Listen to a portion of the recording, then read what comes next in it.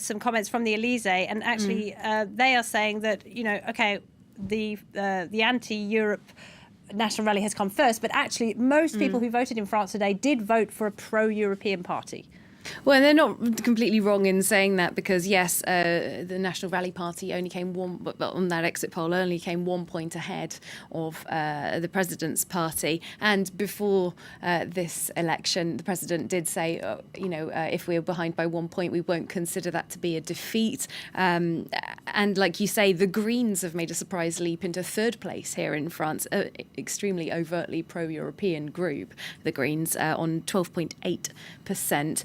There are some out-and-out pro-Frexit or very Eurosceptic parties that ran here in France, but they all seem to have gotten below the 5% minimum vote share level that is needed to get seats here in the French system. So, yes, but clearly the president and his party are trying to make the best of this. It's never best to come second, is it?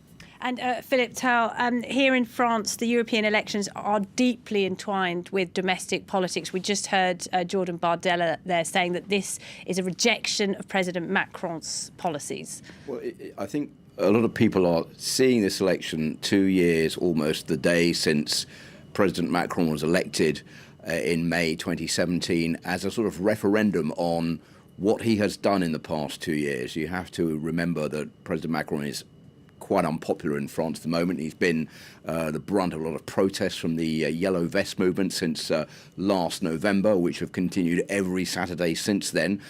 People were out in the streets of France again yesterday protesting. He has made a lot of concessions since then, but the image that he has is of a president who is too aloof, too out of contact with people's everyday worries, people's everyday needs.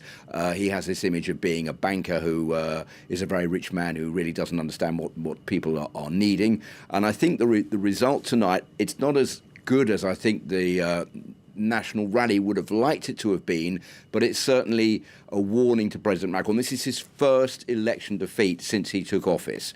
And so also, if you look on the other side, as far as the National Rally is concerned, this was a sort of make or break election for Marine Le Pen. Marine Le Pen, who had a disastrous presidential election 2 years ago opposite Emmanuel Macron, with a presidential debate that was a huge failure for her. And this is a way of her getting her own back on President Macron 2 years later. And if she hadn't come out first today, then this may have been for her a problem in maintaining her leadership of the National Rally, the former National Front, because there is a possible leadership challenge from her niece, Marion Maréchal, which, as she's now come first, may now not happen. Okay, well,